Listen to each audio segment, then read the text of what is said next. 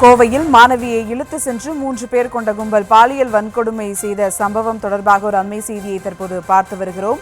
பாலியல் வன்கொடுமையில் ஈடுபடுவதற்கு முன்னர் முதியவர் ஒருவரை கொலை செய்ததாக தகவலானது வெளியாகியிருக்கிறது. மேலும் விவரங்களோடு இணைகிறார் செய்தியாளர் அருண். வணக்கம் அருண், விவரங்கள். வணக்கம். கடந்த 2ஆம் தேதி நவம்பர் 2ஆம் தேதி அன்று இரவு கோவை பீளமேடு விமான நிலையம் பின்புறமாக கல்லூரி மாணவி ஒருவரை கூட்டு பாலியல் வன்கொடுமை செய்த சம்பவத்தில் 3 பேர் கைது செய்யப்பட்டிருந்தனர். குறிப்பாக சிவகங்கை மாவட்டத்தைச் சேர்ந்த கருப்பசாமி, காளீஸ்வரன், மதுரையைச் சேர்ந்த தவசி, இந்த 3 பேரும் சகோதரர்கள். இந்த நிலையில அந்த சம்பவம் தொடர்பாக அந்த மூவரையும் காவலில் எடுத்து கடந்த 2 தினங்களுக்கு முன்பு காவல்துறையினர் விசாரணை நடத்தி வந்தனர்.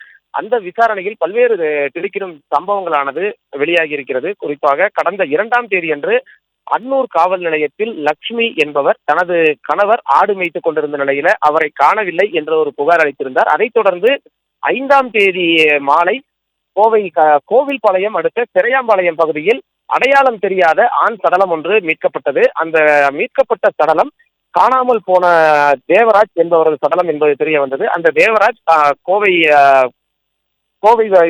சூலூர் பகுதியைச் சேர்ந்தவர். அவர் அன்னூர் அடுத்த பச்சாபாளையம் பகுதியில் பட்டி அமைத்து சுமார் ஒரு 86 ஆடுகளை வளர்த்து வந்ததும் அந்த 2ஆம் தேதி அன்று அவர் அந்த ஆடுகளை மேய்ப்பதற்காக பச்சாபாளையம் பகுதியில் இருந்தார் என்பது தெரிய வந்தது. இந்த நிலையில இந்த 3 பேரை காவலில் எடுத்து விசாரித்த நிலையில இந்த 3 பேர் ஏற்கனவே கோவில்பாளையம் அடுத்துள்ள பகுதியில் அந்த இருசக்கர வாகனத்தை கடந்த 2ஆம் தேதி திருடி கொண்டு வந்து கோவில்பாளையம் அடுத்துள்ள ஒரு காட்டு பகுதியிலிருந்து அந்த 3 பேரும் மது அருந்திக் கொண்டிருந்ததும் அந்த மது அருந்திக் கொண்டிருந்த நேரத்தில் அங்கு ஆடு மேய்த்து வந்த தேவராஜன் என்பவருடன் வாக்குவாதம் ஏற்பட்டு தேவராஜை சரமாரியாக இவர்கள் தாக்கிவிட்டு வந்ததும் தெரிய வந்திருக்கிறது. இதற்கிடையில் தான் தேவராஜ் அந்த சம்பவ இடத்தில் பெரியாம்பாளையம் என்ற பகுதியில் காப்பாற்றுவதற்கு யாரும் இல்லாத நிலையில சிகிச்சை அளிப்பதற்கு கூட வழியின்றி அவர் அந்த பகுதியிலேயே உயிரிழந்ததும் 3 தினங்களுக்கு பிறகு அவரது சடலத்தை கண்டெடுத்த பிறகு காவல்துறையினர் பல்வேறு கோணங்களில் விசாரித்து வந்த நிலையிலும் குற்றவாளிகள் கண்டுபிடிக்கப்படாத நிலையில அண்மையில் காவல்துறையினர் இந்த மூவரையும் எடுத்து விசாரணை செய்ததில் தான் அந்த கொலை சம்பவத்தில் ஈடுபட்டது இவர்கள் தான் என்பது தெரிய வந்திருக்கிறது.